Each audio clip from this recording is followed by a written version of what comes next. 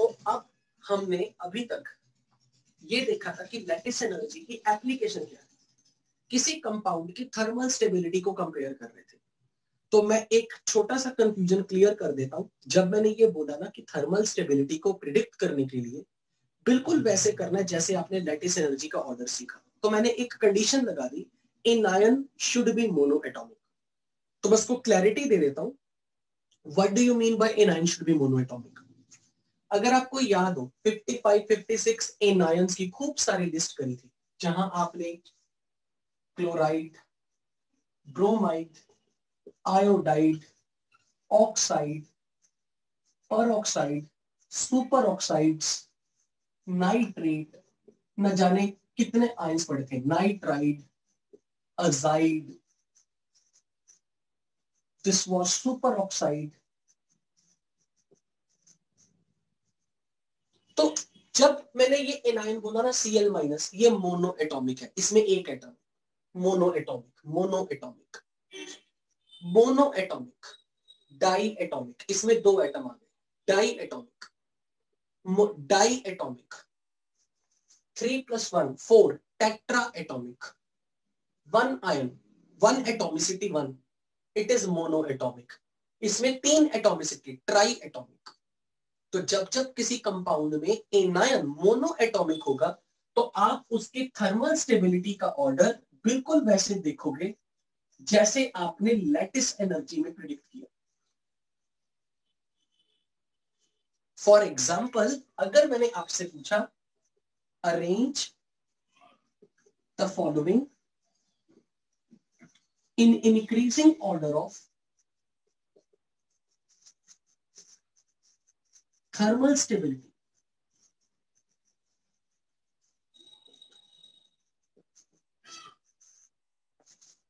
तो बच्चों ध्यान रखना, यदि एनायन मोनो एटॉमिक है तो जिसका लैटिस एनर्जी ज्यादा उसका थर्मल स्टेबिलिटी भी ज्यादा।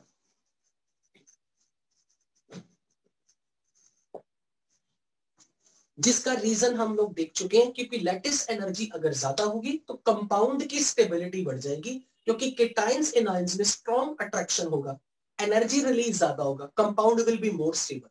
और जो ज्यादा स्टेबल कंपाउंड होगा उसे डिसोसिएट होने के लिए एनर्जी ज्यादा चाहिए। जैसे अगर कोई मुझे ये कह दे HI डिसोसिएट करके हाइड्रोजन गैस और आयोडीन गैस बनाता है, तो अगर कोई मुझे ये कह दे कि इस प्रोसेस में क्या हुआ, मैं कहूंगा इसको हीट किया, ये कंपाउंड डीकंपोज करके कुछ इसमें कन्वर्ट हो गया। तो इस कंपाउंड को डीकंपोज करके कुछ नया बनाने के लिए किस टेम्परेचर तक हीट करना पड़ेगा? तो जितना ज्यादा टेम्परेचर की वैल्यू होगी तब मैं कहूंगा ये कंपाउंड उतना थर्मली स्टेबल है। तो थर्मल स्टेबिलिटी के टाइम पे हम कैसे कंपेयर करेंगे?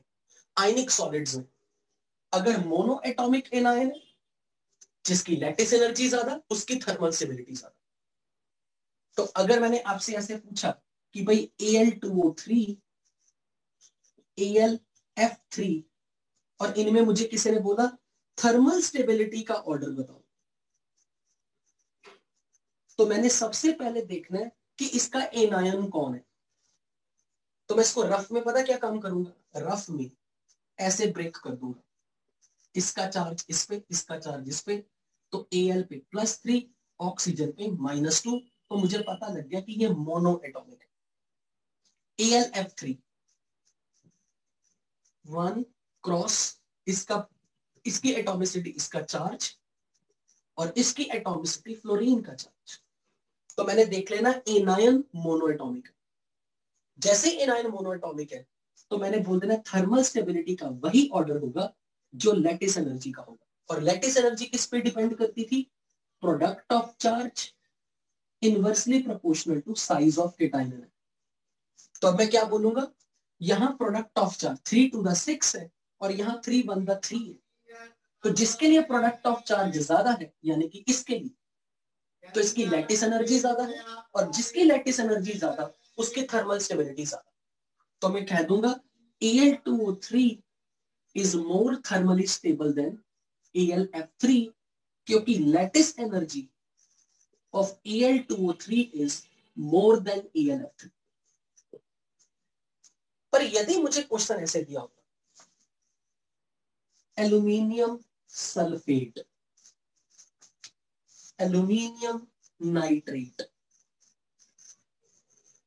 अब मैं सबसे पहले बिल्कुल इसी तरीके से काम करूंगा, इसके केटाइन एनाइंस देखूंगा, एल्यूमिनियम 3+, सल्फेट -2, एल्यूमिनियम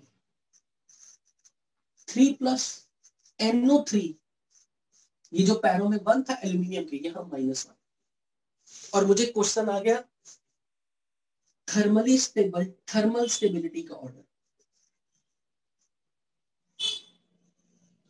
बताओ।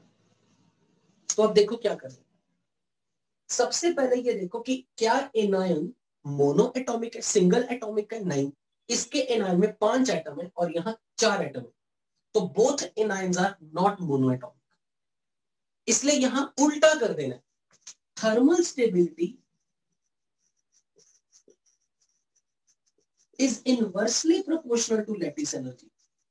कब? If anion is polyatomic. और ऐसे क्वेश्चन आपको एस ब्लॉक एलिमेंट में आएंगे। मैं अभी रीजन नहीं दे रहा हूं कि क्यों उल्टा करना है, पर ट्रिक बता रहा हूं, और ये ट्रिक आपके बहुत काम आने वाली, बहुत बहुत काम आने। तो जहां एनायन पॉली एटॉमिक होगा, तो जिसकी लैटिस एनर्जी ज्यादा आएगी उसकी थर्मल स्टेबिलिटी कम होगी। उल्टा कर देना, यहां नहीं उल्टा करना, जहां एनायन मोनो एटॉमिक होगा। तो अगर तुम मुझे कहे लैटिस एनर्जी प्रिडिक्ट करो, तो लैटिस एनर्जी में तो चार्ज का प्रोडक्ट देखना था, विच इज 3⁶, और यहां 3⁻3।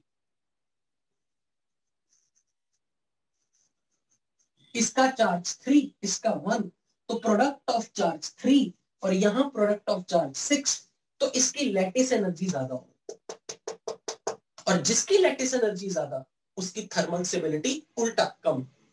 तो मैं कह दूंगा थर्मल स्टेबिलिटी इसकी ज्यादा। पर अगर कोई कहे लैटिस एनर्जी का ऑर्डर, वो लैटिस एनर्जी का ऑर्डर एल्यूमिनियम सल्फेट का ज्यादा। दिस इज लैटिस एनर्जी का ऑर्डर, और जिसकी लैटिस एनर्जी ज्यादा उसकी थर्मल स्टेबिलिटी कम। पर ये काम आपने कब करना है? जब आपको ये पता हो कि आपका एनायन पॉली एटॉमिक है। पर ये क्यों किया मैंने उल्टा, उसका रीजन आपको एस ब्लॉक में दूंगा। पर ये ट्रिक आपके बहुत काम आएगी जब भी कभी सवाल थर्मल स्टेबिलिटी का हो। तो लैटिस एनर्जी देखनी, फिर देखो एनायन मोनो एटॉमिक है या पॉलीएटॉमिक है। अगर मोनो एटॉमिक है तो जिसकी लैटिस एनर्जी ज्यादा उसकी थर्मल स्टेबिलिटी भी ज्यादा। अगर कोई एनायन मल्टी एटॉमिक है तो फिर यार जिसकी लैटिस एनर्जी ज्यादा उसकी thermal stability come. For example sodium carbonate, magnesium carbonate. तो अब आप ये ध्यान रखना, जो 55 आयंस की लिस्ट है ना, ये आपके बहुत काम आएगी। 55 आयंस की लिस्ट अब आपको हर जगह यूज है। तो मैंने सबसे पहले अपने 55 आयंस की लिस्ट से मुझे पता होना चाहिए कि कार्बोनेट का चार्ज -2 है, कार्बोनेट का चार्ज -2, और सोडियम के ऊपर +1 और मैग्नीशियम पे +2। तो अगर कोई मुझे ये कह दे कि इनकी लैटिस एनर्जी का ऑर्डर, तो मैं पहले चार्ज देख रहा हूं, 1 × 2 2, प्रोडक्ट ऑफ चार्ज 2 × 2 4। तो प्रोडक्ट ऑफ चार्ज से मैंने देखा कि इसकी लैटिस एनर्जी ज्यादा है, यानी कि अगर मैं इसका नाम रख दूं ए और इसका नाम रख दूं बी, जिसके लिए प्रोडक्ट ऑफ चार्ज ज्यादा होगा उसकी लैटिस एनर्जी ज्यादा होगी। तो A is less have, A की lattice energy is less than the B. पर अगर क्वेश्चन आ गया थर्मल स्टेबिलिटी, तो अब मैं देखूंगा एनायन मल्टी एटॉमिक है, तो थर्मल स्टेबिलिटी का ट्रेंड हो तो वो लैटिस एनर्जी का उल्टा हो जाएगा, जिसकी लैटिस एनर्जी ज्यादा उसकी थर्मल स्टेबिलिटी कम। अगर आप ये सीख गए तो मान के चलो कि आप एक बहुत टफ क्वेश्चन को ट्रिक से करना सीख गए, कब उल्टा करना और कब नहीं करना, राइट? अगर एनायन पॉलीएटॉमिक है तो लैटिस एनर्जी तो उसी तरीके से देखनी जो सीखना है, पर अगर उसका ऑर्डर रिवर्स कब करना और कब नहीं करना ये आपको पता लग जाना चाहिए। अब कोई कहे कि यार मेरे को तो पता ही नहीं पॉली एटॉमिक और मोनोएटॉमिक का मतलब, तो मैं कहूंगा बहुत बड़े ढक्कन हो। ढक्कन ये हो, पॉली एटॉमिक का मतलब जिसकी एटॉमिसिटी एक से ज्यादा हो। ये इसकी एटॉमिसिटी 1 है। Monoatomic, monoatomic, monoatomic, monoatomic.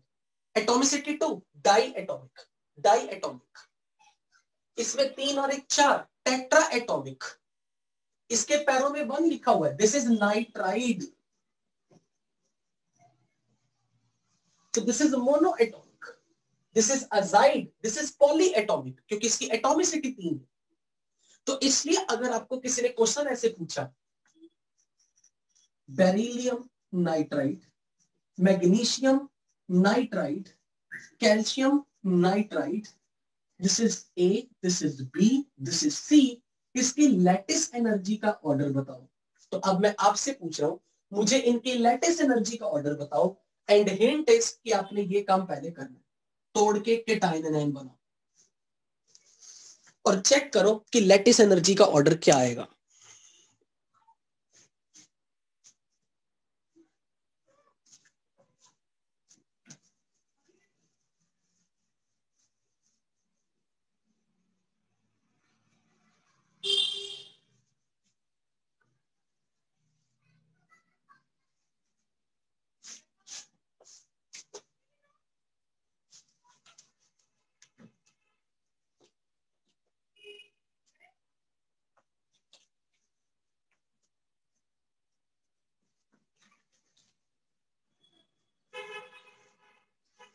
तो ये चीज आपको एस ब्लॉक में बहुत बार यूज होगी, बहुत बार। तो सबसे पहले मैंने किया क्रिस क्रॉस और देखा बेरिलियम पे +2 चार्ज, नाइट्रोजन पे -3। क्रिस क्रॉस, मैग्नीशियम पे +2, नाइट्रोजन पे -3। क्रिस क्रॉस, कैल्शियम पे +2, नाइट्रोजन पे -3। तो ये दिख गया था मुझे कि प्रोडक्ट ऑफ चार्ज 2 3 6 सब में सेम है। और लैटिस एनर्जी का ऑर्डर पूछा है, it is proportional to product of charge, inversely proportional to radius of cation. तो यहां एनाइन सेम है सब में, और प्रोडक्ट ऑफ चार्ज भी सेम। तो अब केटायन का रेडियस देखना है। बेरिलियम से मैग्नीशियम, मैग्नीशियम से कैल्शियम, केटायन का रेडियस बढ़ रहा है। केटायन का रेडियस बढ़ेगा तो लैटिस एनर्जी घटेगी। तो लैटिस एनर्जी का ऑर्डर ऐसा होगा, बेरिलियम नाइट्राइड की लैटिस एनर्जी ज्यादा than magnesium nitride than calcium nitride. अगर मैंने पूछा होता इनकी थर्मल स्टेबिलिटी का ऑर्डर, यानी कि मैंने कहा कौन हाई टेम्परेचर पे डीकंपोज करेगा, कौन लो टेम्परेचर पे डीकंपोज करेगा, तो अब मुझे बताओ क्या यहां पे थर्मल स्टेबिलिटी के ऑर्डर में लैटिस एनर्जी का उल्टा करूं या सेम रहने दूं? वेरी गुड, सेम रहेगी। क्यों? क्योंकि एनायन मोनो एटॉमिक है, so I will say order will not change.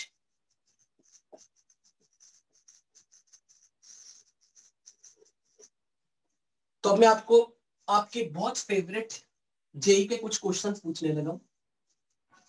Arrange in increasing order of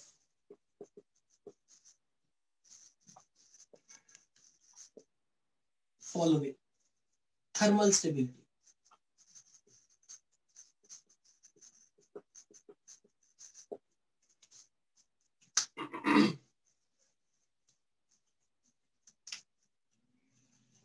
Beryllium carbonate, magnesium carbonate, calcium carbonate, strontium carbonate, let's say barium carbonate. This is one question.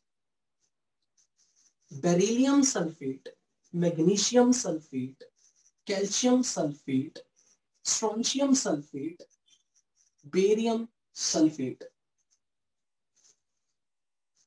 Beryllium fluoride, magnesium fluoride, calcium fluoride, strontium fluoride, barium fluoride, beryllium hydroxide, magnesium hydroxide, calcium hydroxide, strontium hydroxide, barium hydroxide, lithium fluoride, sodium fluoride, potassium fluoride, rubidium fluoride, caesium fluoride, sodium peroxide, potassium peroxide, caesium peroxide, sodium superoxide, potassium superoxide, caesium superoxide, beryllium superoxide peroxide, magnesium peroxide, calcium peroxide, strontium peroxide, barium peroxide. मैंने आपको question दिया, इन सब को first example, second example, third example, fourth example, fifth example, sixth example, ये तो हो गया, seventh, eighth. Practice के लिए बताना है, arrange them in the increasing order of thermal stability, और ये मान के चलो कि ये मैंने एस ब्लॉक का सबसे इंपॉर्टेंट टॉपिक यहीं कवर कर दिया।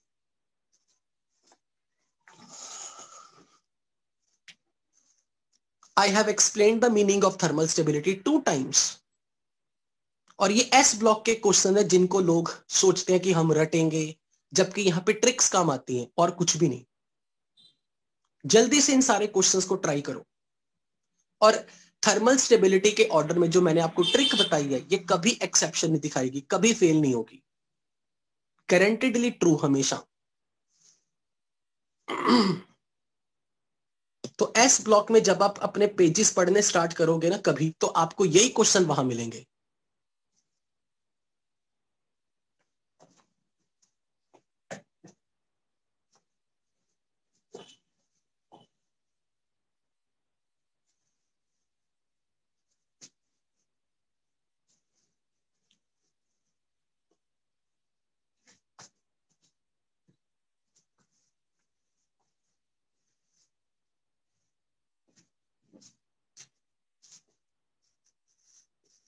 Lithium hydride, sodium hydride, potassium hydride, rubidium hydride, caesium hydride.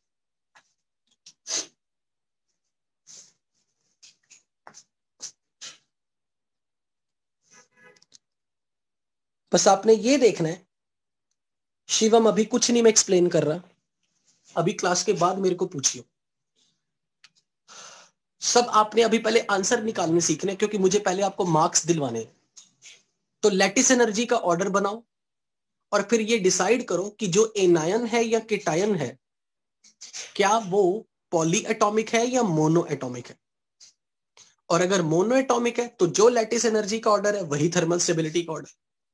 और अगर लैटिस एनर्जी, अगर एनायन पॉली एटॉमिक है, तो लैटिस एनर्जी का जो ऑर्डर इंक्रीजिंग में होगा उसका उल्टा थर्मल स्टेबिलिटी का ऑर्डर होगा। Have you done? क्या मैं आंसर दूं और I should wait? Okay, I am waiting.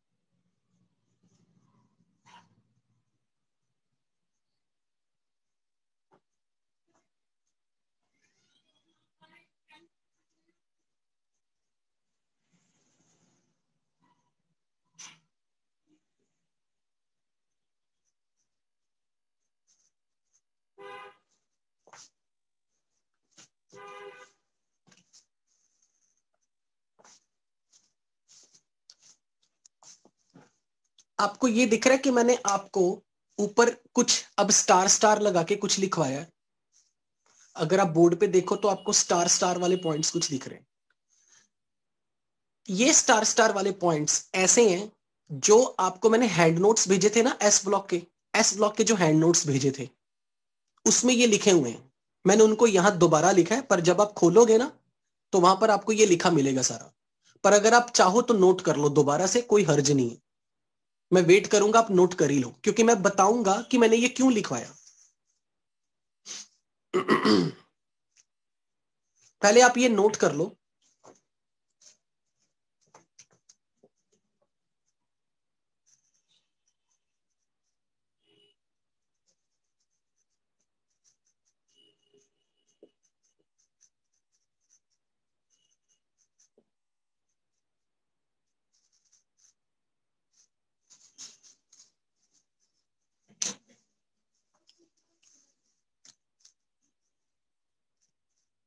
तो ये जो एस ब्लॉक के जो इंपॉर्टेंट पॉइंट्स हैं जो हमारे केमिकल बॉन्डिंग पार्ट 5 के रिलेटेड है, वो मैं यहीं पे कवर करा रहा हूं। तो मैं सबसे पहले तो इसके आंसर्स दे देता हूं। पहले आप ये नोट कर लो, टेक 2 मिनट्स टाइम। तो फिर मैं आपको आंसर्स देता हूं नीचे वाले सवालों के। और इनमें से कुछ चीजें मैंने रिडॉक्स में पढ़ाते वक्त बताई थी, वो बेसिकली एस ब्लॉक के लिए बताई थी। पर अगर नहीं याद कोई बात नहीं, मैं रिवाइज करा दूंगा। एस ब्लॉक के जो हैंड नोट्स हैं वो दोबारा लिखने नहीं है, वो इसलिए कि ताकि आपको कुछ लिखना ना पड़े, बस आपने वो समझने हैं या रटने हैं। सालिक अजीम ने पूछा कहां भेजे आपने? भाई साहब आप चेक करो, मैंने हर एक के हर बैच के व्हाट्सएप ग्रुप में डाले हैं। अपने बैचमेट से पूछो यार, इतनी मेहनत करता हूं मैं।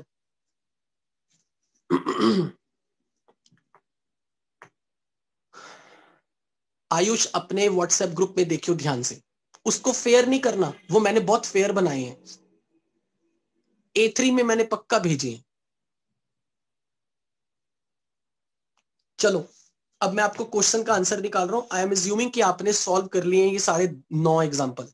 ध्यान से समझना, हर एक एग्जाम्पल ध्यान से सुनना, ठीक है। सबसे पहले देखो, यहां पे एनायन कौन है? कार्बोनेट। कार्बोनेट। और अब आपको वो 55 आयंस की लिस्ट टिप्स पे होनी चाहिए। अब वो टाइम आ चुका है। आपको याद है जब मैंने वो लिस्ट दी थी, मैंने बोला था 1 महीने का टाइम दे दो। तो अब तो वो बात कहे 1 महीने से कहीं ज्यादा होगा। तो अब आपको वो 50 आयन की लिस्ट याद हो कि आपको टिप्स पे रटा हो। अजाइड पॉलीएटॉमिक है, ऑक्सालेट पॉलीएटॉमिक है, सल्फाइड पॉलीएटॉमिक है, fluoride, chloride, bromide, iodide, monoatomic है, ये पता होना चाहिए। तो एज्यूमेट कि आपने वो लिस्ट याद कर ली सपोज, तो पता लग गया कि कार्बोनेट का क्वेश्चन है। कार्बोनेट, तो कार्बोनेट क्योंकि पॉली एटॉमिक है, तो पॉली एटॉमिक के केस में लैटिस एनर्जी का उल्टा करना है थर्मल स्टेबिलिटी।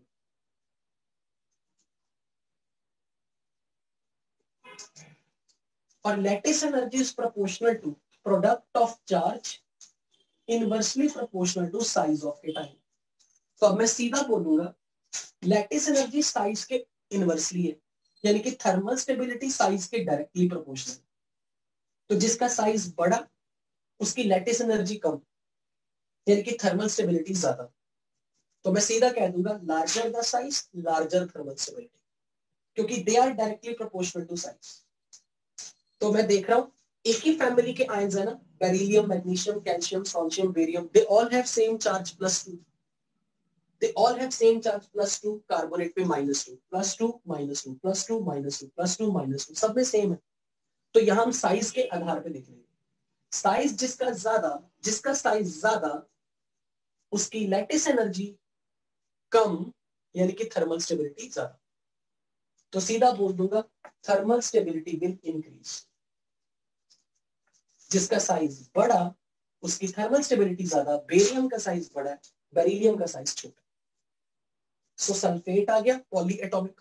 पॉली एटॉमिक में यही फंडा लगेगा। तो same down the group stability increases. पर अब यहां एनायन F- मोनो एटॉमिक। तो मोनो एटॉमिक के केस में अब lattice energy proportional to thermal stability होगी।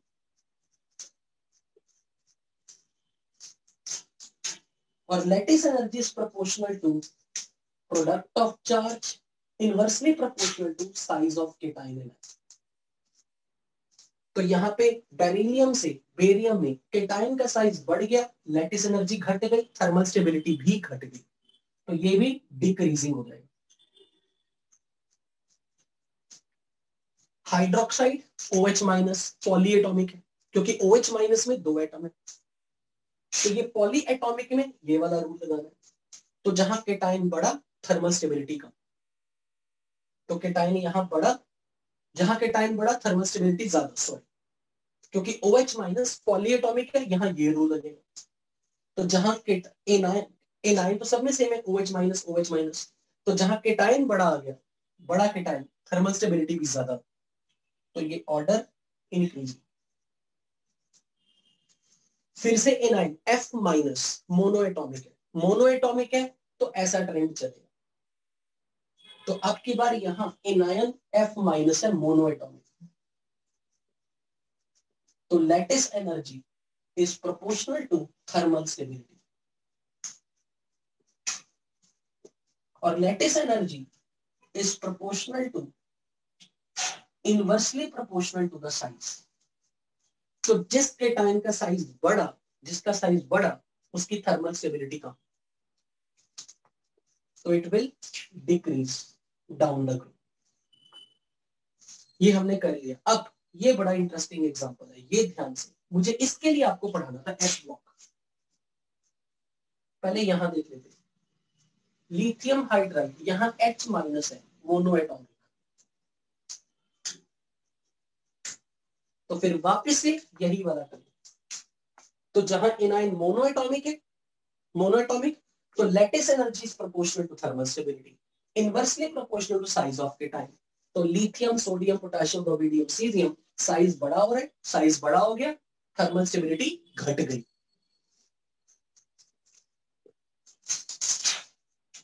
पहले तो मुझे ये बताओ, जितने मैंने सॉल्व करवाए वो आपके आसान, वो आपके ठीक आए?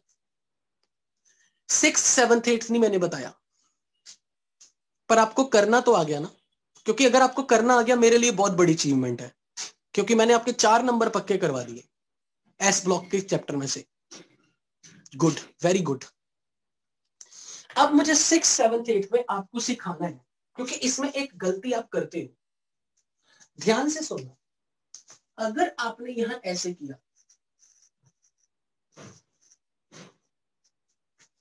पहली बात तो कभी यहां सिंप्लीफाई नहीं करना कि 2 2 कैंसिल 1 1, सिंप्लीफाई नहीं करना। उन्होंने अगर ये 2 2 लिख के दिया तो उसका कुछ मतलब है। अगर आपने से ऐसे लिख दिया ना, 2 सोडियम पे +2, ऑक्सीजन पे -2, मैं डैम श्योर हूं कि कुछ बच्चों ने ऐसे किया होगा, तो वहां पे जाके उनका हो गया नेगेटिव मार्किंग, क्योंकि सोडियम पे +2 तो कभी नहीं आ सकता, सोडियम पे तो हमेशा चार्ज +1 है। इसका यह मतलब है कि इस कंपाउंड में सोडियम का चार्ज बेसिकली O2, ये -2 चार्ज है, सोडियम पे +1 है, और ये इंटरचेंज करके ये 1 यहां लिख दिया, ये 2 यहां लिख दिया, यानी कि ये रियलिटी में परऑक्साइड है, इट्स नॉट ऑक्साइड। अगर आप इसे ऑक्साइड समझ जाते तो आप ये गलती करते कि आपने यदि इसे ऐसे लिख दिया, सोडियम पे चार्ज +2, O पे -2, तो आपको समझ जाना चाहिए सोडियम का ऑक्सीडेशन नंबर +2 कभी नहीं हो सकता, +1 रहे। इसका मतलब ये कि ये अगर ये +1 स्टेट में है, रियलिटी में ये O2 पूरे का पूरा -2 स्टेट में, तभी इसका चार्ज 2 इसके पैरों में और इसका 1 इसके पैरों में, तो परऑक्साइड है ये, सोडियम परऑक्साइड है, तो ये धोखा हो जाएगा आपके साथ, इसलिए मैंने स्टार लगवा दिया। और परऑक्साइड पॉली एटॉमिक, तो यहां लैटिस एनर्जी के इनवर्सली प्रोपोर्शनल थर्मल स्टेबिलिटी।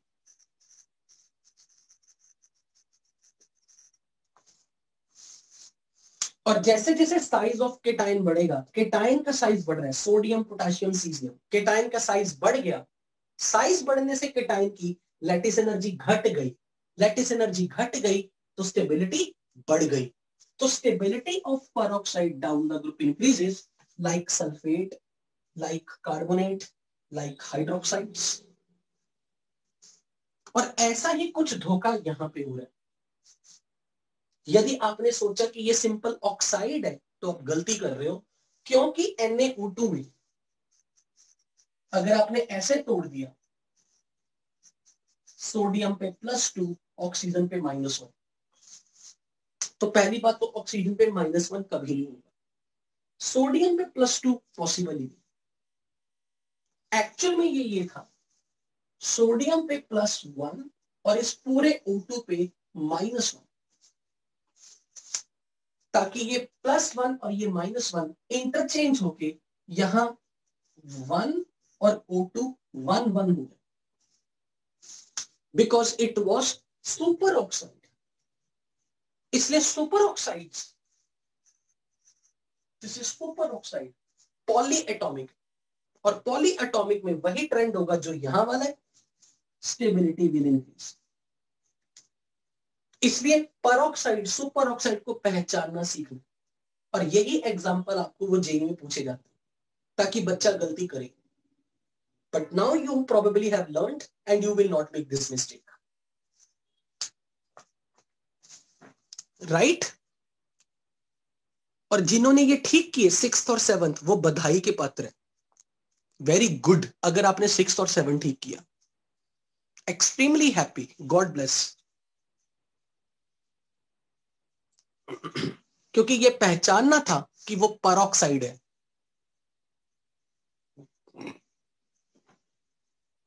इसी तरह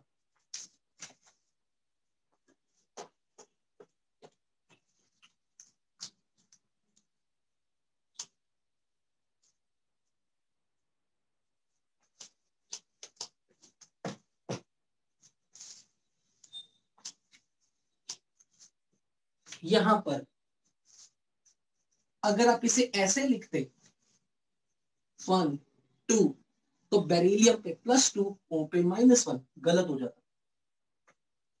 रियलिटी में यहां पर था बेरिलियम पे +2, O2 पे पूरा -2, और तब आप इसे सॉल्व करते ऐसे, और ये बनता Be2O2 ट्वाइस, और ये कट के BeO2 दिखता। यानी कि ये भी परऑक्साइड है, ये भी परऑक्साइड है, क्योंकि बेरिलियम पे +2, O2 पे -2, मैग्नीशियम पे +2, O2 पे -2, कैल्शियम पे +2, O2 पे -2, स्ट्रोंशियम पे +2, O2 पे -2, +2, -2। ये भी पॉली एटॉमिक है, और पॉली एटॉमिक में down the group stability increases. For example, आपने ये पढ़ा है, दिस इज कॉल्ड नाइट्राइड और this is called azide. This is monoatomic, this is polyatomic. तो अगर मैंने आपसे पूछा लिथियम नाइट्राइड का फॉर्मूला, तो आपने क्या करना है, लिथियम पे +1, नाइट्राइड पे -3, इंटरचेंज, तो ये बन गया Li3n। और अगर आपने इसको वापस किया, इसका चार्ज इस पे, इसका चार्ज इस पे, कोई गलती नहीं। लेकिन ये देखो, अगर ये लिथियम अजाइड हो, लिथियम +1 N3 -1, अब जब आप इंटरचेंज करोगे तो ये फॉर्मूला बनेगा Li1 N3 1, और कोई ये लिख सकता है इट इज LiN3। तो अब आपको ये समझना चाहिए कि ये N3 -1 अजाइड है। बाय चांस आपने ऐसा कर दिया, इसका 3 इस पे, इसका 1 इस पे, तो आपको समझ आना चाहिए कि लिथियम पे +3 नहीं आ सकता, इसमें कुछ झोल है। आप ये फिक्स करोगे कि नहीं, LiN3 अगर लिखा है तो लिथियम पे +1 है, तो इस पूरे पे -1 है, यानी कि ये अजाइड है, ये नाइट्राइड है। इसलिए जब आप यहाँ पे लिथियम नाइट्राइड देख रहे हो तो यहाँ पे 1 आ गया, यानी कि वो लिथियम का ऑक्सीडेशन नंबर हो सकता है। पैराग्राफ में यानी 3 को इसका +3 बना दिया, तो आप समझ जाना चाहिए कि लिथियम +3 में आ ही नहीं सकता। तो नाइट्राइड और अजाइड भी आपको कंफ्यूज कर सकते हैं। आई होप आपको ये क्लैरिटी मिली होगी, राइट? बट ये है बड़े इंटरेस्टिंग और स्वीट से क्वेश्चन, और फुल मार्क्स देते हैं, और आपके कॉम्पिटिटर इसको बहुत जल्दी गलत करेंगे। तो ये ट्रिक कामयाब हो जाएगी कब डाउन द ग्रुप स्टेबिलिटी घटेगी, कब डाउन द ग्रुप स्टेबिलिटी बढ़ेगी। अब सुनो, इस क्वेश्चन को कई बार, इसी क्वेश्चन को कई बार वो कैसे पूछ लेते हैं।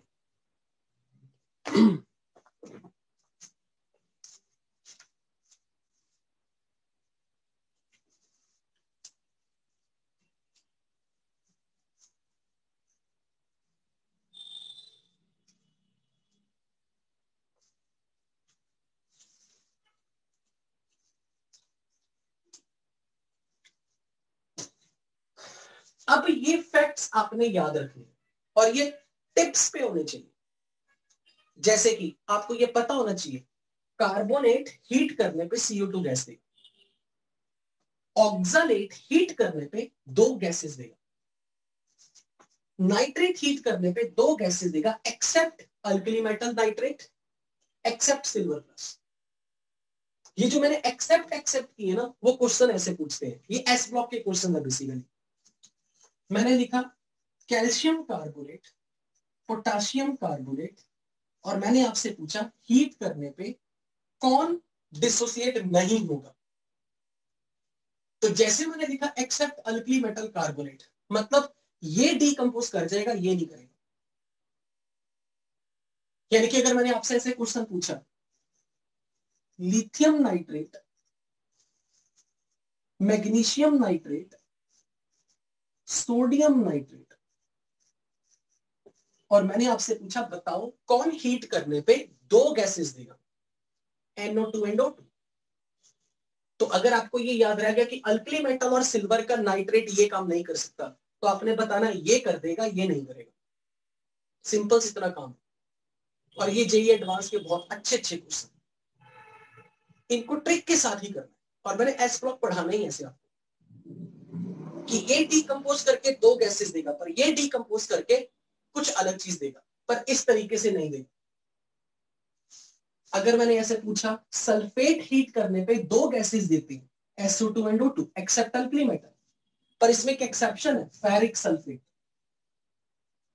फेरिक सल्फेट हीट करने पे SO2 और SO3 देता, O2 नहीं देता। और ये जेई वाले पूछ चुके हैं कई बार, पर ये इंफॉर्मेटिव क्वेश्चन है कि कौन डीकंपोज करके क्या बनाएगा। तो आपको ऐसे कोई पहचान में आ जाए ना, लेट्स से मैंने आपको ऐसे बोल दिया potassium nitrate, potassium carbonate, calcium carbonate, calcium sulphate, और मैंने आपसे पूछा कौन हीट करने पे 2 गैसेस देगा।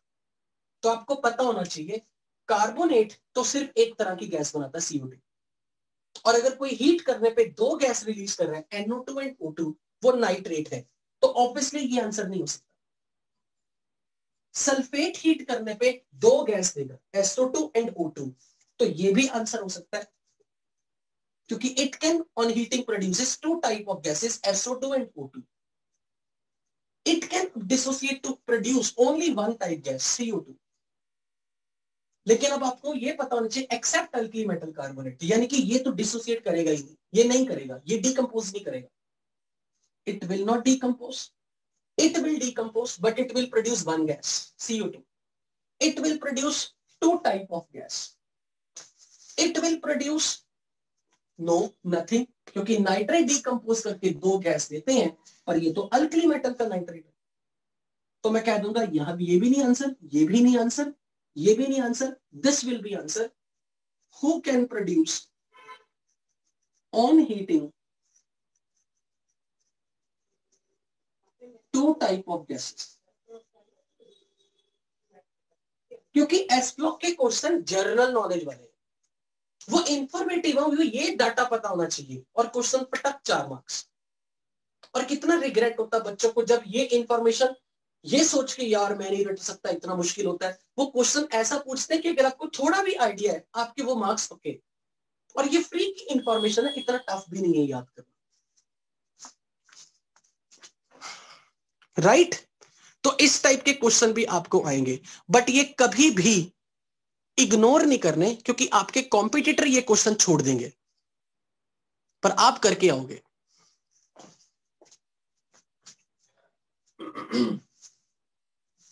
चलो अब मैं केमिकल बॉन्डिंग पार्ट 5 में वापस लेके आ रहा हूं।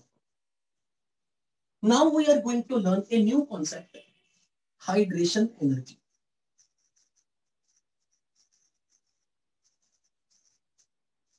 तो पहले मैं आपको ट्रिक बता रहा हूं मार्क्स लेने वाली। The trick is hydration energy is proportional to charge of ion. Hydration energy is inversely proportional to radius of cation and radius of ion. ये तो ट्रिक है मार्क्स के लिए। अब पहले मैं आपको समझा देता हूं होता क्या। सबसे पहले कोई आपसे ये पूछा जाता है कि जब नमक आयनिक सॉलिड को पानी में डिसॉल्व करते तो ये घुल क्यों जाता है, यानी कि आयनिक सॉल्ट पानी में डिसॉल्व करने पे पानी में क्यों घुल जाते हैं। तो question is why ionic salts are soluble in water.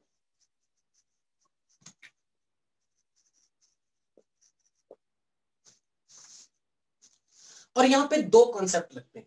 सबसे पहले तो ये कि जब सोडियम क्लोराइड को मैंने पानी में डाला, द मोमेंट मैंने नमक को जो कि सॉलिड था उसे पानी में डिसॉल्व किया, और पानी में डिसॉल्व करते वक्त हम यहां एरो पे लिखते हैं एक्वस, AQ, मतलब इसे पानी में डिसॉल्व किया,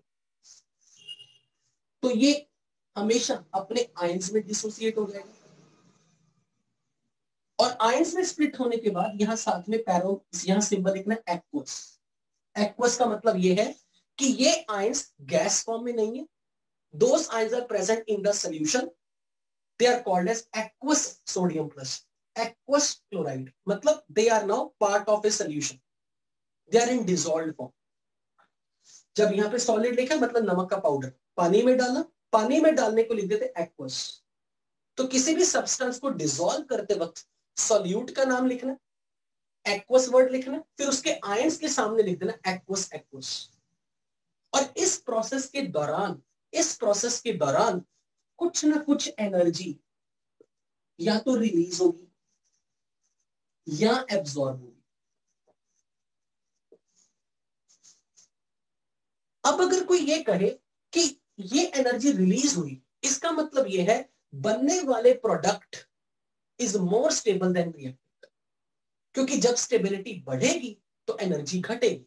यानी कि अगर रिएक्टेंट को यानी कि सॉल्यूट को पानी में डिसॉल्व करने के बाद पहले से ज्यादा स्टेबिलिटी मिली, यानी कि उसकी एनर्जी घट गई, तो एनर्जी रिएक्टेंट से प्रोडक्ट में जाते वक्त अगर घट गई, प्रोसेस इज एक्सोथर्मिक, यानी कि डेल्टा एच इज नेगेटिव।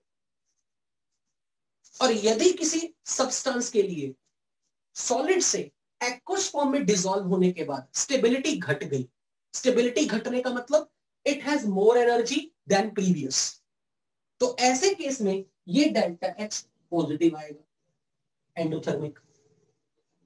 और कोई भी अपने आप को अनस्टेबल नहीं करना चाहता, तो यदि किसी सॉल्यूट के लिए पानी में डिसॉल्व करने के बाद जब वो अपने आइस फॉर्म में आता है, पर वो आइंस उसके एक्वस फॉर्म में है, अगर एक्वस फॉर्म में आइंस अपने आप को पहले से ज्यादा स्टेबल फील करेंगे, तो ऐसे केस में वो सॉलिड पानी में डिसॉल्व करना चाहे। और यदि किसी आइंस को पानी में डिसॉल्व होने के बाद पहले के कंपैरिजन में अनस्टेबिलिटी फील हुई, यानी कि उसकी एनर्जी बढ़ गई, तो ऐसे केस में वो सॉल्ट पानी में डिसॉल्व नहीं करेगा। और इस एनर्जी को जो रिलीज या अब्सॉर्ब हो रही है, this is called enthalpy of dissolution. We call it as a compound, ionic compound is soluble in water if its enthalpy of dissolution is negative। So enthalpy of dissolution negative होना किसी compound के लिए उसे पानी में soluble कर देगा। मैं इसको फिर से समझाता हूं, एक बार कॉपी पेस्ट कर लो। I am going to spend next complete class on this particular topic, तो डोंट वरी, पहले एक बार कॉपी पेस्ट कर लो।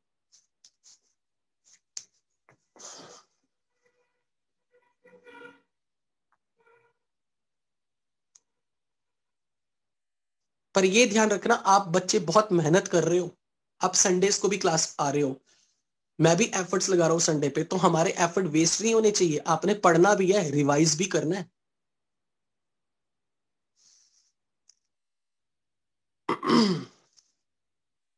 तो आप पहले कॉपी पेस्ट कर लो, फिर मैं इस चीज को दोबारा समझाता हूं।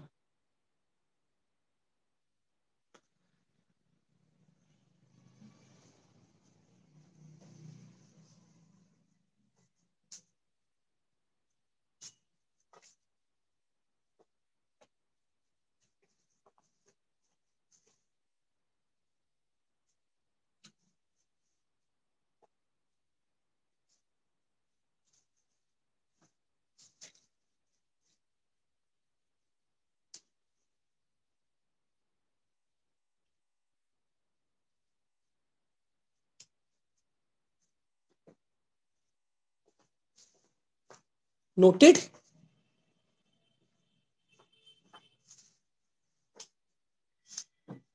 मैं समझ सकता हूं। अभी आपको शायद वो जो आप बोल रहे हो ना सर, आपने जो अभी बताया ना हीटिंग वाला, कौन हीट करके डीकंपोज करा के कौन एक गैस देगा, कौन दो गैस देगा, उसको एक बार दोबारा बता दो, तो मैं उसको एग्जांपल आपको दोबारा समझाता हूं, डोंट वरी।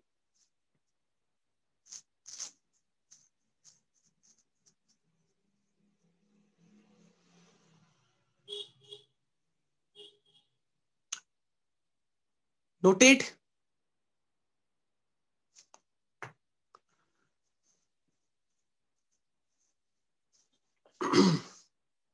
तो अब आप एक काम करो, वो जो मैंने स्टार स्टार वाले पॉइंट लिखवाए थे ना, उनको दोबारा खोल लो अपने सामने। स्टार स्टार वाले पॉइंट्स को अपने सामने दोबारा खोल लो कि कार्बोनेट डीकंपोज करके CO2 देगा एक्सेप्ट अल्कली मेटल।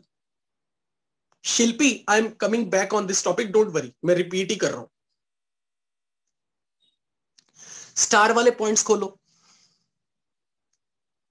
जिसमें हमने लिखा है ऑक्सालेट डीकंपोज करके कार्बन मोनोऑक्साइड एंड CO2 देंगे, सल्फेट हीट करने पे SO2 एंड O2 देगा।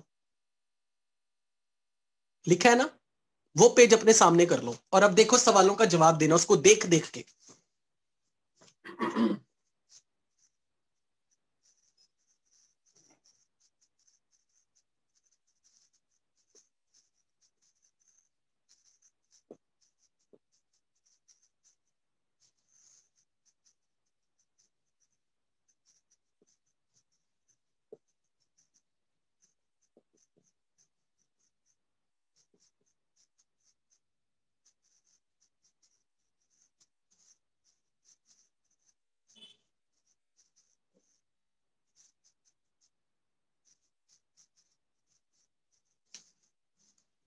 अब सबसे पहले उस पेज को खोलो। अभी आंसर मुझे पता आपको आ गया, पर ध्यान से सुनो, अपने कार्बोनेट वाले पॉइंट को सुनो। अपने कार्बोनेट वाले पॉइंट्स में देखो कौन से कार्बोनेट ऐसे हैं जो डिकंपोज नहीं करते। एक्सेप्ट करके कुछ लिखा है, एक्सेप्ट अल्कली मेटल। तो कोई दिख रहा है आपको अल्कली मेटल का कार्बोनेट? दिख रहा है ना, D daily potassium carbonate, very good. ठीक है। अच्छा, अगर मैंने आपसे पूछा कि ABC हीट करने पे कितनी गैसेस देंगे? ABC हीट करने पे एक ही गैस देंगे, कौन सी? Carbon dioxide. मुझे यहां पे गलती होगी, Al2CO3 thrice I। So this will decompose on heating, this will decompose on heating, this will decompose on heating, this will decompose on heating। ठीक है। अच्छा, मान लो मैंने इसी क्वेश्चन को ऐसे पूछा, which of the above carbonate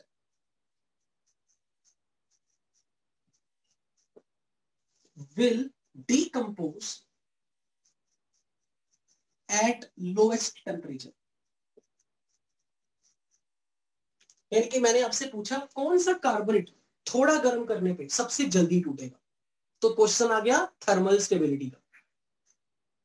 यानी कि अब आपने ये देखना है इनमें से कौन सा कार्बोनेट है जो थोड़ा हीट एब्जॉर्ब करके साथ के साथ टूट जाएगा। तो अब आपसे किसी ने क्वेश्चन पूछ लिया थर्मल स्टेबिलिटी को इनडायरेक्टली, तो मैं फिर से अपना दिमाग लगाऊंगा। ओके, जो मोर स्टेबल होगा, more stable will require high temperature to decompose. ये हमारा कॉन्सेप्ट है। जो ज्यादा स्टेबल है वो ज्यादा टेम्परेचर मांगेगा डीकंपोज करने के लिए। तो अब अगर कोई मुझे कह दे कौन सा कार्बोनेट सबसे लो टेम्परेचर पे डीकंपोज कर जाएगा, यानी कि कौन सबसे अनस्टेबल है, तो क्वेश्चन थर्मल स्टेबिलिटी का है। और थर्मल स्टेबिलिटी के पॉइंट में मैंने क्या पढ़ाया था, अगर एनायन पॉली एटॉमिक है तो उसकी थर्मल स्टेबिलिटी का order inversely proportional to lattice energy. तो हम जो लैटिस एनर्जी का ऑर्डर लिखेंगे उसका उल्टा थर्मल स्टेबिलिटी का ऑर्डर होगा। तो लैटिस एनर्जी के टाइम पे मैं देख लूंगा बेरिलियम पे चार्ज +2, कार्बोनेट पे तो -2, एल्यूमिनियम पे +3, कार्बोनेट पे -2, कैल्शियम पे +2, कार्बोनेट पे -2, पोटेशियम पे +1, कार्बोनेट पे -2। तो लैटिस एनर्जी का ऑर्डर अगर देखें हम तो 3 to the 6, 2 to the 4, 2 to the 4, 1 to the 2। तो ये आंसर बन गया लैटिस एनर्जी के लिए।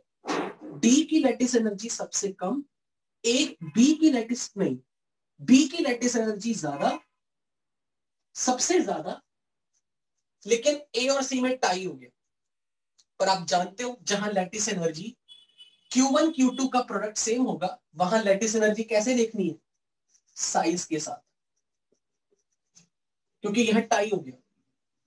तो जिसका साइज बड़ा उसकी लैटिस एनर्जी कम। तो इसका साइज बड़ा है, कैल्शियम का साइज बेरिलियम से बड़ा, तो इसकी लैटिस एनर्जी कम होगी। तो लैटिस एनर्जी का ऑर्डर सी देन ए। पर ये लैटिस एनर्जी का ऑर्डर है, तो थर्मल स्टेबिलिटी का ऑर्डर इसका उल्टा। तो क्या बन जाएगा thermal stability, D C A B. तो अब आप बताओ कौन सबसे जल्दी टूटेगा, कौन लो टेम्परेचर पर ही टूट जाएगा? Obviously B Bombay. यस, ये सिखाना था मुझे। अगर आपको ये सीख समझ में आ गया बहुत बहुत बड़ी चीज आ गई। ठीक है, तो अब मैं सीधा बोल दूंगा डी वाला तो डी कंपोज ही नहीं करेगा।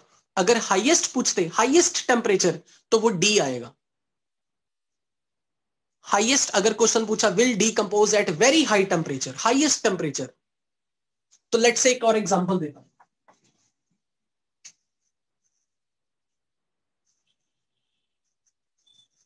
Which of the following nitrate on heating will not produce two gases? A option, B option, C option, D option. Sodium nitrate, potassium nitrate, magnesium nitrate, silver nitrate. अब अपना nitrate वाला question खोलो, nitrate वाला, nitrate वाला point देखो क्या लिखा था, nitrate on heating produces NO2 and O2, लेकिन एक्सेप्ट करके कुछ लिखा अल्कली मेटल एंड सिल्वर। तो हम कह देंगे सीधा आंसर है silver and alkali metal nitrate. Free के मार्क्स। ओए सी भी तो आएगा।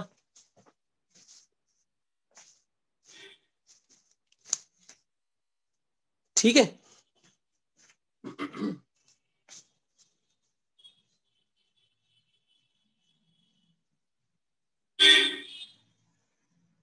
अच्छा अगर मैंने ऐसा पूछा अब मैं हिंट दे दूंगा, अब आप बताओ which of the following will decompose most readily on heating, potassium bromide, potassium chloride, potassium fluoride, potassium iodide.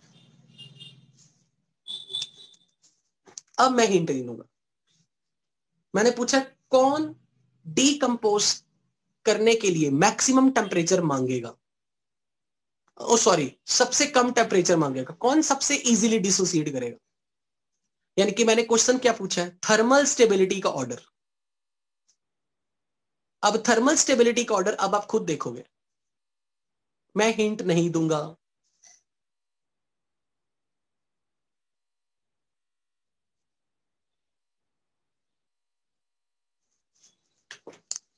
तो मैं कहूंगा more stability, more thermal stability, more temperature is required to get decomposed। और क्योंकि उन्होंने पूछा कौन इजीली डिकम्पोज करेगा, यानी कि कौन सबसे कम स्टेबल है, यानी कि क्वेश्चन थर्मल स्टेबिलिटी का है। और एनायन, एनायन मोनो एटॉमिक,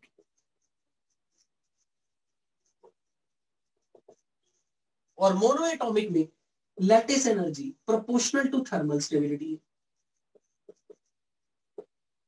और lattice energy proportional to product of charge inversely proportional to radius है। अब यहां चार्ज सबका +1 -1, +1 -1, +1 -1, +1 -1। तो पहले प्रोडक्ट देखिए, प्रोडक्ट ने हेल्प नहीं की, 1 × 1, 1 × 1, 1 × 1, 1 × 1।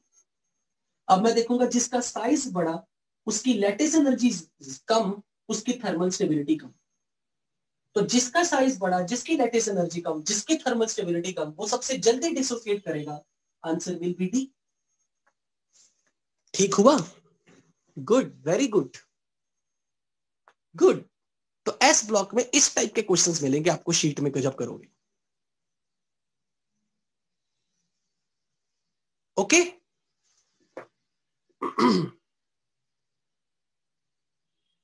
तो चलिए हम अब हाइड्रेशन एनर्जी के टॉपिक पे चलते हैं।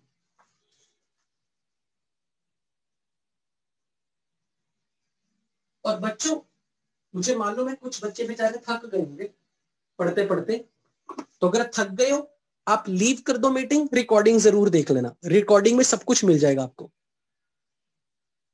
But we will continue with our completion of this class.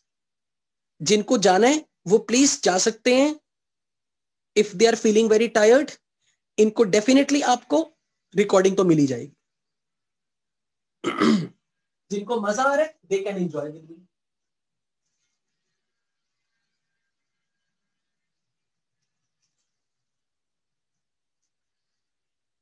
अब देखो हाइड्रेशन एनर्जी पे वापिस आते हैं, केमिकल बॉन्डिंग पार्ट 5 में।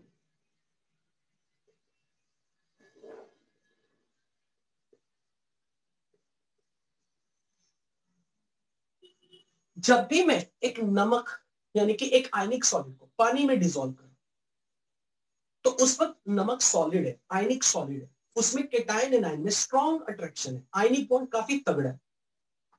लेकिन अगर मैं सोडियम और क्लोरीन को बोलूं कि अलग हो जाओ, वो कहेगा क्यों भाई, हमारा इतना स्ट्रॉन्ग बॉन्ड है, ऐसे थोड़ा ना हम अलग हो जाएंगे। तो मैं उसको ये बोल रहा हूं, तुम स्ट्रॉन्ग बॉन्ड है, तुम अपना स्ट्रॉन्ग बॉन्ड तोड़ दो, बदले में मैं तुम्हें एक्स्ट्रा ऑर्डिनरी स्टेबिलिटी दूंगा। इस लालच को, ये लालच कौन देता है? पानी देता है, सॉल्वेंट, सॉल्यूट को। अगर सॉल्यूट के पार्टिकल्स का बॉन्ड बहुत स्ट्रॉन्ग है आपस में, लाइक Na+ और Cl- का बॉन्ड बहुत स्ट्रॉन्ग है, एक hero Na+, heroine Cl-, opposite charge attract each other, they love each other, they like each other. Water villain, तो वाटर ने आके प्रपोजल दिया अलग अलग हो जाओ। अमरीश पुरी वाटर कह रहा केटायन है हीरो हीरोइन अलग अलग हो जाओ। केटायन ने कह रहा ये क्या बात है, बिल्कुल भी नहीं, we like each other, we want to stay together. लेकिन वाटर ने एक झांसा दिया, अगर तुम सेपरेट हो जाओगे मैं तुम्हें बहुत बड़ा फायदा दूंगा, इतना बड़ा फायदा जो आपस में तुम एक दूसरे को नहीं दे पा रहे, उससे भी डबल ट्रिपल फायदा। और ये दोनों हीरोइन बड़े बेवफा टाइप के बेकार बंदे, they are not loyal to each other. इन्होंने तुरंत उसका प्रपोजल मान लिया। अगर ऐसी स्टोरी सॉल्वेंट सॉल्यूट के साथ कर पाया, यानी कि सॉल्वेंट ने जो लालच दिया सॉल्यूट पार्टिकल को कि अपना बॉन्ड तोड़ दो और मैं तुम्हें पहले से ज्यादा स्टेबिलिटी प्रोवाइड करूंगा, अगर इस लालच में सॉल्यूट पार्टिकल्स ने अपना बॉन्ड तोड़ दिया तो ऐसे केस में सॉल्यूट सॉल्वेंट में डिसॉल्व हो जाएगा। लेकिन अगर सॉल्यूट्स की आपस की अट्रैक्शन, केटाइन एनायन की आपस की अट्रैक्शन बहुत स्ट्रांग है, तो सॉल्वेंट जितना मर्जी लालच दे दे, हीरो हीरोइन कभी नहीं अलग होगा। तो बेसिकली द पॉइंट इज कि जब सॉल्वेंट मॉलिक्यूल सॉल्यूट के कांटेक्ट में आता है तो सॉल्वेंट सॉल्यूट के बॉन्ड को ब्रेक करने की कोशिश करता है। अभी थोड़ी देर पहले आई डोंट नो कि मैंने आपके सामने ये क्रिस्टल बना के दिखाया था, ये क्रिस्टल बना के दिखाया हुआ था।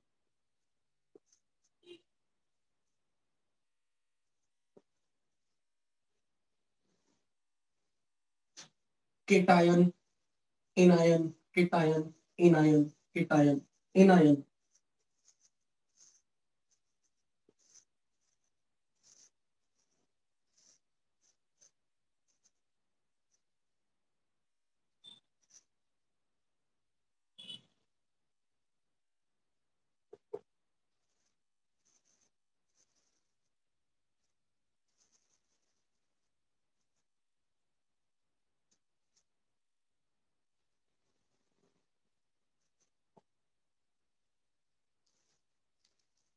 So this black dot is sodium and this is chloride. इन्होंने आपस में एक दूसरे के साथ स्ट्रॉन्ग आयनिक बॉन्ड बना के पूरा घर तैयार किया, क्रिस्टल तैयार किया। जैसे मैंने इस दाने को पानी में डाला, नमक के दाने को पानी में डाला, पानी ने आके ये पूरा क्रिस्टल तोड़ दिया। अगर पानी ने आके ये पूरा क्रिस्टल ही तोड़ दिया, ये तभी हो सकता था अगर सॉल्यूट सॉल्यूट का बॉन्ड वीक होता। पर रियलिटी में सॉल्यूट सॉल्यूट का बॉन्ड बहुत स्ट्रॉन्ग है, आयनिक बॉन्ड बहुत स्ट्रॉन्ग है। पर जब इन आयंस को कोई बोलता ना कि हम तुझे पानी के साथ बॉन्ड बनाने देंगे, तो ये आपस में एक दूसरे के अट्रैक्शन की परवाह ही नहीं करते। क्यों? क्योंकि जैसे सोडियम क्लोराइड पानी में जाके डिसॉल्व होता है, इसके केटायंस और इसके एनायंस को पानी का molecule extra ordinary stability provide करता है। अगर मैं आपको याद दिला दूं, हमने केमिकल बॉन्डिंग में एक टॉपिक पढ़ा था वीक फोर्स, जिसमें हमने ion dipole attraction, dipole dipole, induced dipole, ये सब पढ़े। तो आपको याद हो तो मैंने आपको एक एग्जांपल दी थी आयन डाइपोल अट्रैक्शन। उस आयन डाइपोल अट्रैक्शन में क्या होता था, अगर आपको ध्यान हो, सोडियम प्लस जैसे ही पानी में जाता है तो वाटर का ऑक्सीजन पोलर मॉलिक्यूल अपना नेगेटिव एंड लेके सोडियम प्लस के सामने खड़ा हो जाता था। हमने कहा था आयन डाइपोल अट्रैक्शन। और अगर ऐसे खूब सारे वाटर मॉलिक्यूल सोडियम को घेर ले, क्यों घेर ले? क्योंकि हर ऑक्सीजन पे नेगेटिव चार्ज, हाइड्रोजन पे पॉजिटिव चार्ज, ऑक्सीजन पे नेगेटिव, हाइड्रोजन पे पॉजिटिव।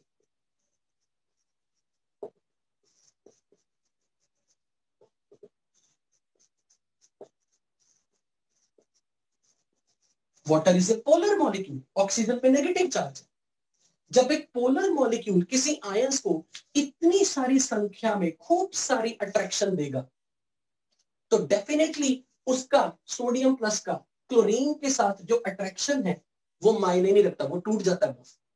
क्योंकि सोडियम प्लस को जो अट्रैक्शन क्लोरीन से मिल रही थी उससे कहीं ज्यादा अट्रैक्शन सॉल्वेंट दे देगा। और इस प्रक्रिया को आयंस को, केटायंस को या एनायन को, अगर मैंने क्लोरीन माइनस ले लिया तो वाटर के पास पोलर होने के कारण पॉजिटिव एंड हाइड्रोजन पे था, नेगेटिव एंड ऑक्सीजन पे है। This is negative, this is positive, this is negative.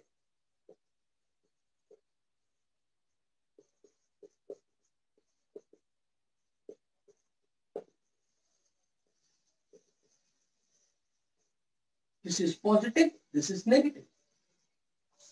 Solvent water molecule इन दोनों के टाइन एनाइन को सेपरेट कर रहा है, लेकिन ऐसा करने के लिए कुछ एनर्जी भी तो चाहिए। अगर हमें इनका ये बॉन्ड ब्रेक करना है, इनका ये बॉन्ड ब्रेक करना है, इनका ये क्रिस्टल तोड़ना है, तो इसके बॉन्ड को ब्रेक करने के लिए कुछ एनर्जी भी तो चाहिए। लेकिन मान लो इस क्रिस्टल को ब्रेक करने के लिए 100 किलो जूल एनर्जी रिक्वायर्ड है, एंडोथर्मिक +100। पर टूटने के बाद जब केटायन एनायन पानी में सॉल्वेट हो गए, यानी कि जब पानी ने केटायन को सराउंड किया, पानी ने एनायन को सराउंड किया और एक आयन डाइपोल अट्रैक्शन बनाई, तो खूब एनर्जी रिलीज हुई, खूब एनर्जी। यानी कि अगर 100 जूल एनर्जी इसे ब्रेक करने में लगी, पर ऐसा बनते वक्त मान लो 200 जूल एनर्जी रिलीज हुई, तो सोडियम क्लोराइड के लिए नेट एनर्जी तो लूज ही हुई ना। तो सोडियम क्लोराइड के लिए तो पानी में घुलना फायदे वाला सौदा था। यानी कि जब भी कभी कोई सॉल्यूट पानी में डिसॉल्व करता है, तो पहले सॉल्वेंट आके उसका क्रिस्टल तोड़ता है, लेकिन उस क्रिस्टल को तोड़ने के बाद सॉल्वेंट को यह वादा करना होगा कि वो सॉल्यूट के आयंस को इतना ज्यादा आयन डाइपोल अट्रैक्शन इतनी ज्यादा मात्रा में देगा कि जो एनर्जी लूज होगी वो कहीं ज्यादा एनर्जी लूज होगी एज कंपेयर टू जितनी एनर्जी क्रिस्टल को तोड़ने के लिए चाहिए थी। पर यदि हमारा सॉल्वेंट निकम्मा हुआ, वो इस टाइप का आयन डाइपोल अट्रैक्शन नहीं कर सकता, तो फिर ये सॉल्यूट अपना क्रिस्टल लैटिस तोड़ने नहीं देगा सॉल्वेंट को। उस केस में हमारा सॉल्यूट पानी में डिसॉल्व नहीं करेगा। यानी कि कोई आयनिक सॉल्ट सॉल्युबल कब होगा, उसकी दो कंडीशन है। पहला, एक तो उसका क्रिस्टल तोड़ना आसान हो, और दूसरा टूटने के बाद उसे ज्यादा सारे अट्रैक्शन मिले। यानी कि जो अट्रैक्शन सोडियम को क्लोरीन से मिल रही है, अगर इस अट्रैक्शन से ज्यादा अट्रैक्शन सॉल्वेंट उसे देगा, तभी सोडियम प्लस पानी में जाके डिसॉल्व करना चाहे, तभी सोडियम क्लोराइड टूटना चाहेगा, क्रिस्टल ब्रेक होना चाहेगा। इसलिए ये कंडीशन है कि कोई चीज पानी में कब डिसॉल्व होगी, नंबर 1 उसका क्रिस्टल वीक हो, यानी कि इनकी आपस की अट्रैक्टिव फोर्स वीक हो। और किसी के क्रिस्टल को तोड़ने के लिए कितनी एनर्जी चाहिए, we call it as lattice energy. क्योंकि अगर कोई मुझे ये कह देना कि आपने यहां पर ये जो काम किया है इसको क्या कहते हैं, किसी आयन को सॉल्वेंट मॉलिक्यूल का सराउंड करना, we call it as solvation. मैं इसको पहले लिखवा देता हूं यहां पे।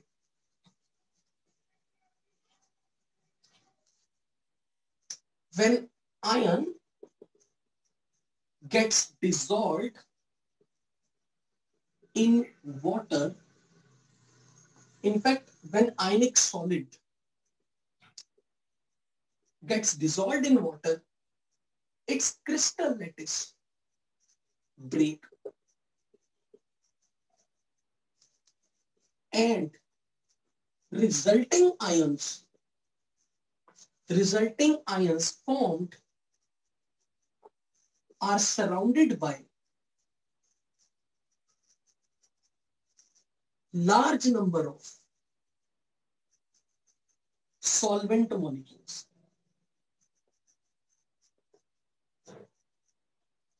through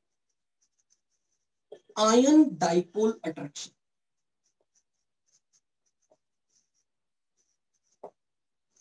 In this process, energy releases. इस प्रोसेस में एनर्जी रिलीज होगी।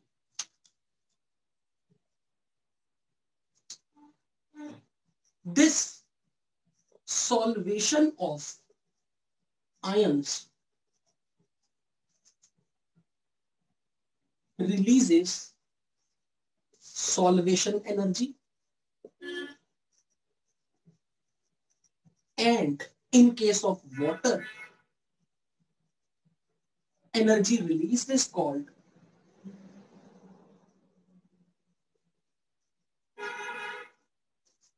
hydration energy.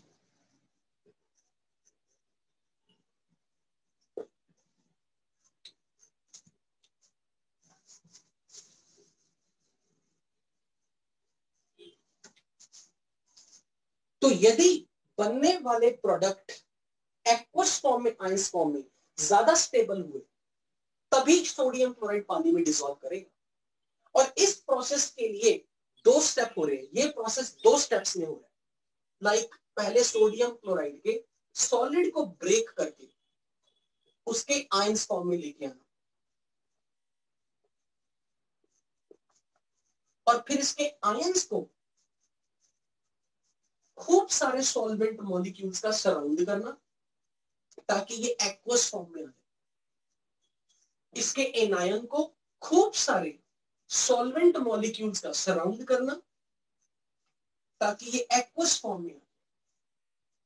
सबसे पहले मैंने सॉलिड को ब्रेक करवाया और उसके 2 आयंस बनवाए, पर जैसे वो आयंस गैसियस फॉर्म में बन रहे हैं, मैंने बताया कि ये सॉल्वेंट मॉलिक्यूल्स को सराउंड कर दिया, और इस प्रोसेस के दौरान ये गैस फेज से एक्वस फॉर्म में आ गया।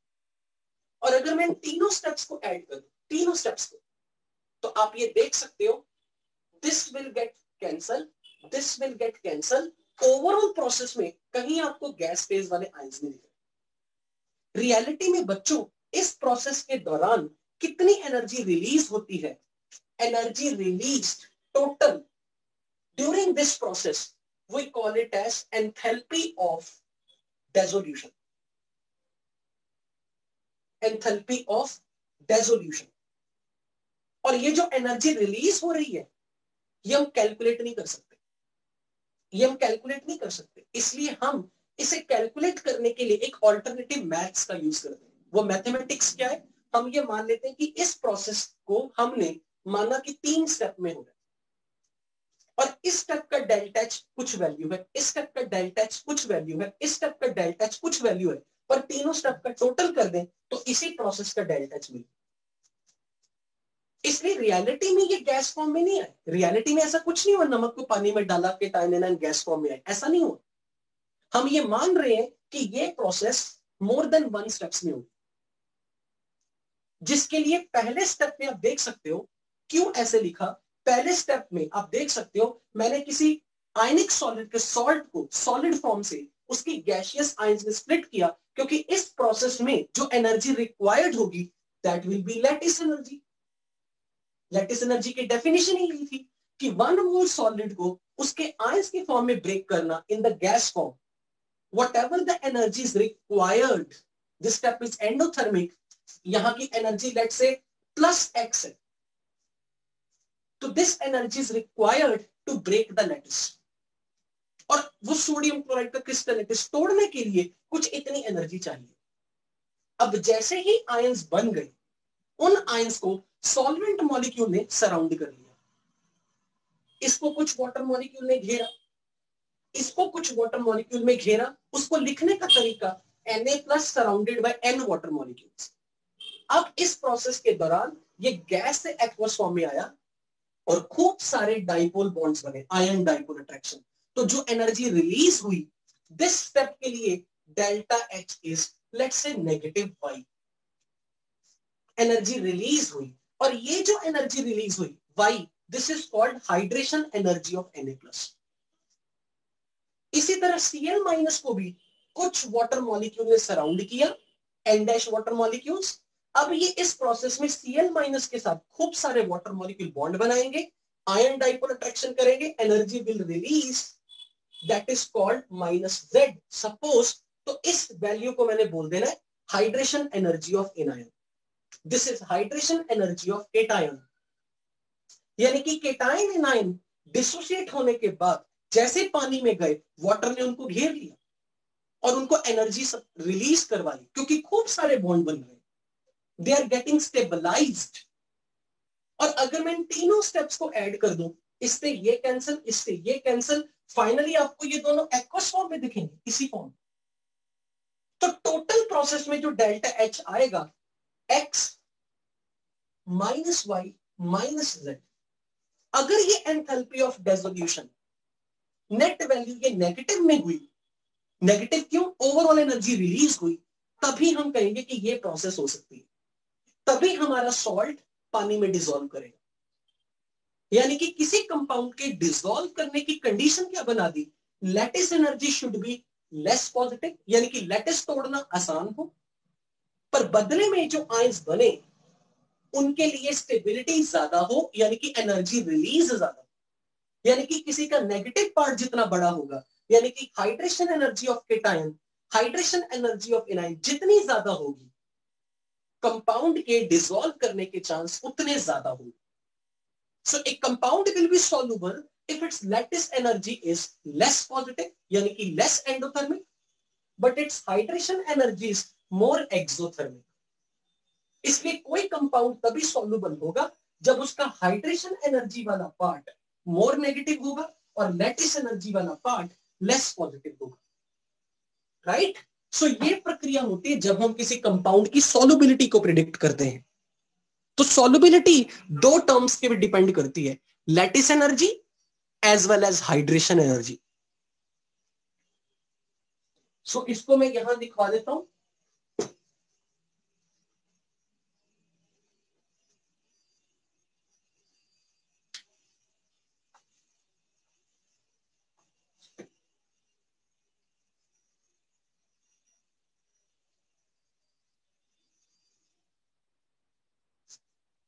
Ionic solid will be soluble only if hydration energy of cation and anion is more exothermic than lattice energy required to break its crystal.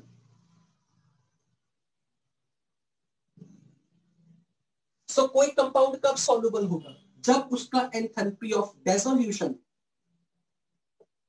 में ये जो दो टर्म्स हैं, lattice energy which is positive endothermic for the first step plus hydration energy,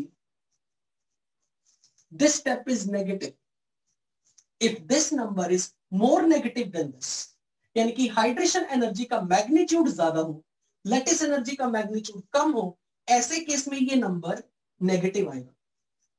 जब ये number more negative हो और ये नंबर लेस पॉजिटिव हो, उस केस में ये नंबर ज्यादा नेगेटिव आएगा. तो मैं कहूंगा कि हमारा कंपाउंड वाटर सॉल्युबल है. और अगर किसी केस में ये लेस नेगेटिव हुआ और ये मोर पॉजिटिव हुआ, overall process delta H positive हो गया, ऐसा कंपाउंड पानी में डिसॉल्व नहीं करेगा. Such compound will not be soluble in water.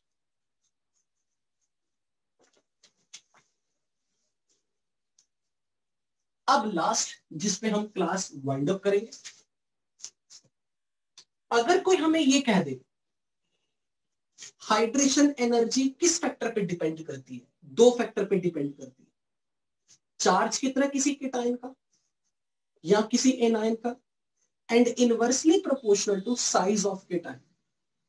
Inversely proportional to size of anion, यानी कि मैं ये कहना चाह रहा हूं hydration energy of cation is proportional to charge on the cation, inversely proportional to size of cation. Hydration energy of anion is proportional to charge on the anion, inversely proportional to size of anion. इसलिए आपसे question ऐसा पूछा जाता है,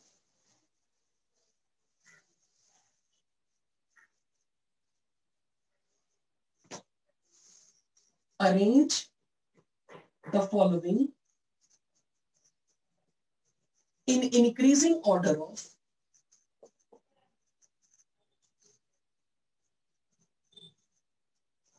hydration energy. Lithium plus, sodium plus, potassium plus, rubidium plus, cesium plus, beryllium 2 plus, magnesium 2 plus, calcium 2 plus, strontium 2 plus, barium 2 plus, lithium plus, beryllium 2 plus, aluminium 3 plus, F minus, Cl minus, Br minus, I minus, F minus O2 minus.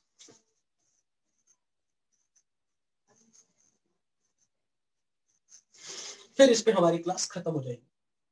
तो अगर मैंने आपसे पूछा hydration energy का order बताओ, तो hydration energy किस पे डिपेंड करती है कि टाइम का चार्ज कितना है और उसके साइज के साथ इनवर्सली प्रोपोर्शनल। तो यहां आप देख सकते हो सब पे चार्ज सेम है, +1 +1। तो जब सबका चार्ज सेम है तो अब साइज को देखो, तो जिसके लिए साइज बड़ा होगा 1 2 3 4 5 डाउन द ग्रुप लिथियम से सीजियम में size is increasing, size increase हो गया तो हाइड्रेशन एनर्जी घट गई। तो मैं कह दूंगा इसकी हाइड्रेशन एनर्जी ज्यादा है और इसकी हाइड्रेशन एनर्जी कम। अगर मुझे यहां कंपेयर करना हो 2 2 2 2 2 चार्ज सेम, और अगर चार्ज सेम के टाइम का तो अब साइज के साथ इनवर्सली प्रोपोर्शनल। तो जिसका साइज बढ़ा, डाउन द ग्रुप साइज बढ़ गया, हाइड्रेशन एनर्जी घट गई। तो hydration energy down the group decreases क्योंकि हाइड्रेशन एनर्जी के टाइम के रेडियस के साथ inversely proportional. Lithium plus beryllium 2 plus aluminium 3 plus. तो अब यहां चार्ज अलग अलग आ गए, तो चार्ज को डायरेक्टली प्रोपोर्शनल देख ले, तो जिसका चार्ज ज्यादा हुआ उसकी हाइड्रेशन एनर्जी भी ज्यादा। यहां चार्ज सेम हो गया, -1 -1 -1 -1। तो एनायन के केस में चार्ज सेम हो गया, एनायन है ये सारे, चार्ज सेम, तो साइज के साथ इनवर्सली प्रोपोर्शनल। जिसका साइज बड़ा उसकी हाइड्रेशन एनर्जी कम, तो इसके लिए ऑर्डर डिक्रीजिंग, क्योंकि आयोडीन का साइज क्लोरीन से बड़ा। अगला आप बताओगे, फिफ्थ आप बताओगे।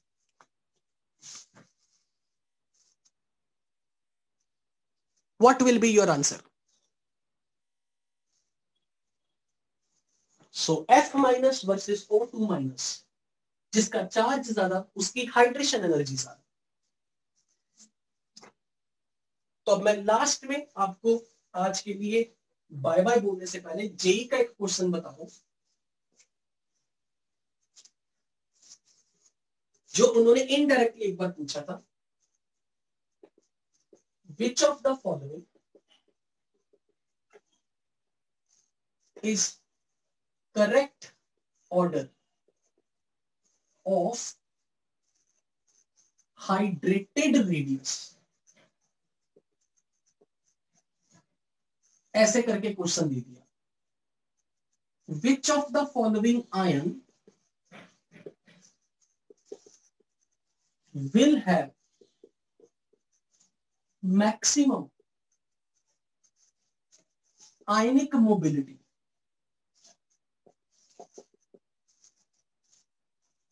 Which of the following ion has maximum ionic conductance?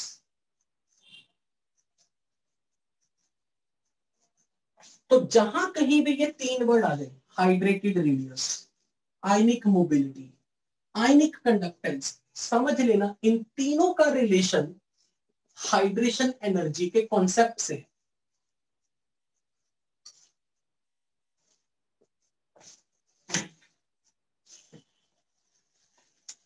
इन तीनों का रिलेशन हाइड्रेशन एनर्जी के कॉन्सेप्ट से है।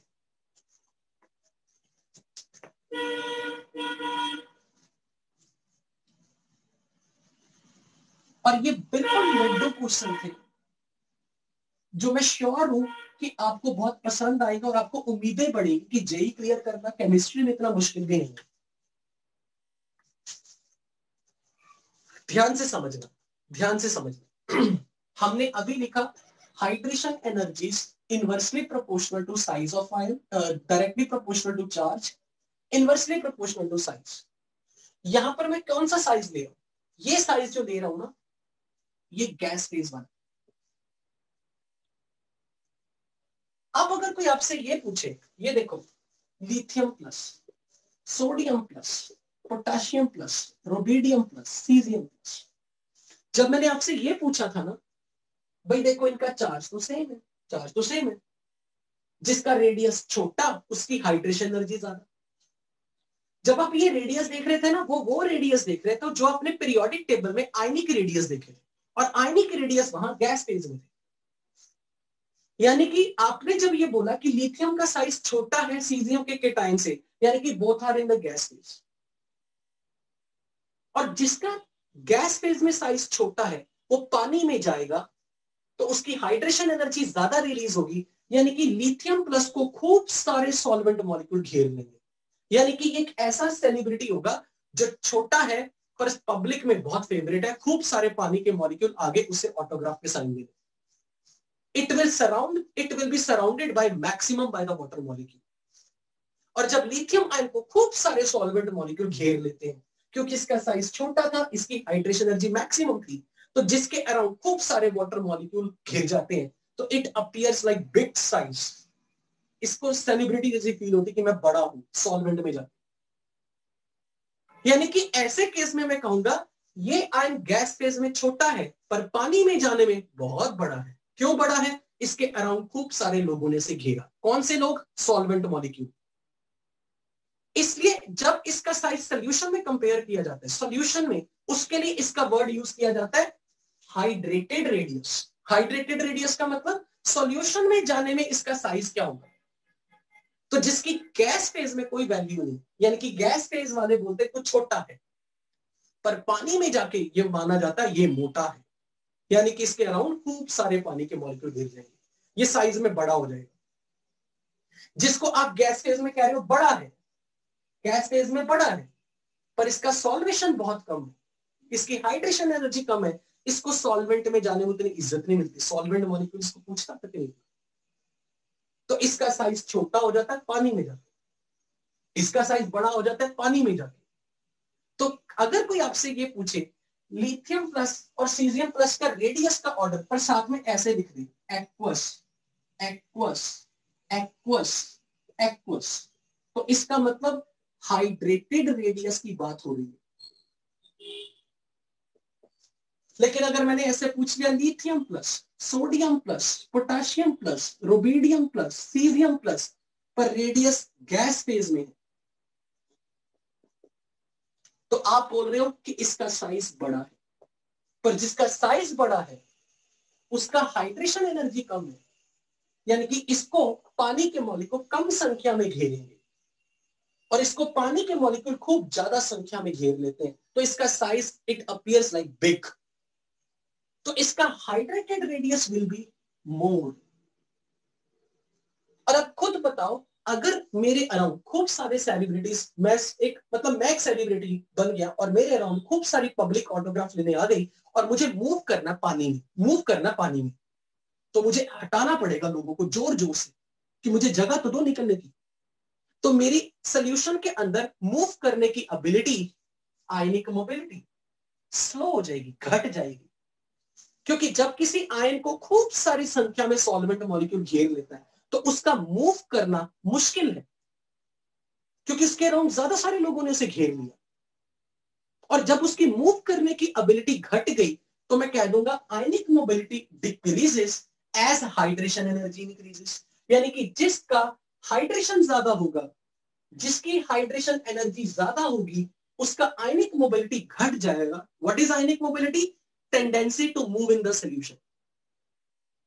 और कोई आयन कंडक्टिंग कब होगा सॉल्यूशन में? When ions can contribute in good electrical conductance, जब वो आयंस पानी में मूव कर सके, क्योंकि movement of ions in solution generate current. इसलिए अगर कोई आपसे ये पूछे ना आयनिक कंडक्टेंस का ऑर्डर बताओ, तो that will be good conductor in the solution who can move fast. और फास्ट कौन मूव करेगा पानी में? जिसके अराउंड लोगों ने कम घेरा। तो जिसका हाइड्रेशन कम होगा वो गुड कंडक्टिंग होगा। तो मैं बोलूंगा आयनिक कंडक्टेंस उसकी ज्यादा जिसकी हाइड्रेशन एनर्जी कम। सीधा सा फंडा है, जो छोटा आपको दिख रहा है साइज में, वो सोल्यूशन में जाने में बड़ा हो जाए, यानी कि उसका हाइड्रेटेड रेडियस बढ़ गया। हाइड्रेटेड रेडियस ज्यादा होने से उस सोल्यूशन में उसका मूव करना मुश्किल है, क्योंकि उसके अराउंड खूब लोगों ने घेर लिया उसे, यानी कि मोटे बंदे को रेस में डाल दिया। और सीजियम का साइज था बड़ा, सीजियम का साइज अगर बड़ा था तो उसका हाइड्रेशन कम हुआ, हाइड्रेशन कम हुआ मतलब सॉल्वेंट मॉलिक्यूल ने कम घेरा, तो हल्का फुल्का पानी में वो भाग सकता है। उसका भले हाइड्रेटेड रेडियस छोटा है पर उसकी कंडक्टेंस, उसकी आयनिक मोबिलिटी ज्यादा है। तो जिस आयन का सॉल्वेशन ज्यादा होगा, the ion which undergoes more hydration is heavily surrounded by water molecule, और जिसके अराउंड खूब सारे वाटर मॉलिक्यूल उसे घेर लेंगे, it's hydrated radius will be large and its ability to move in a solution decreases. यानी कि इट्स आयनिक मोबिलिटी, इसके आयन की स्पीड स्लो हो जाएगी, it's ionic speed decreases and hence it becomes less conductive in the solution.